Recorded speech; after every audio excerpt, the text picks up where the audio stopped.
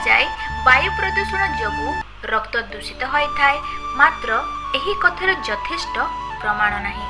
ଦୂଷିତ ବାୟୁ ଆମର ଶ୍ୱାସତନ୍ତ୍ରକୁ ଯାଇ ଅକ୍ସିଜେନର ସ୍ଥାନ ନେଇଥାଏ। ଧୀରେ ଧୀରେ କାର୍ବନ ଡାଇଅକ୍ସାଇଡ୍ ମାତ୍ରା ବଢ଼ିବା ଯୋଗୁଁ ହିମୋଗ୍ଲୋବିନ୍ ରକ୍ତକୁ ପର୍ଯ୍ୟାପ୍ତ ମାତ୍ରାରେ ଅକ୍ସିଜେନ୍ ଉପଲବ୍ଧ କରିପାରିନଥାଏ।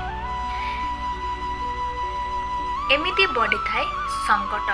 ଶରୀରକୁ 90ରୁ 100% ଅକ୍ସିଜେନ୍ ଆବଶ୍ୟକ ପଡ଼ିଥାଏ, ହେଲେ ପ୍ରଦୂଷଣ ଯୋଗୁଁ ଏହାର ସ୍ତର 90ରୁ କମ୍ ହୋଇଯାଇଥାଏ, ଯେଉଁଥିପାଇଁ ହାଇପୋକ୍ସିଆ ହେବାକୁ ଲାଗିଥାଏ। ଫଳରେ ଥକାପଣ, ଆଳସ୍ୟ, କାଶ ଓ ଆଖି ପୋଡ଼ିବା ଆଦି ରୋଗ ଦେଖାଦିଏ। ଏହାକୁ ଠିକ୍ କରିବା ପାଇଁ ଆପଣାନ୍ତୁ ଏହି ଆୟୁର୍ବେଦିକ ଟିପ୍ସ।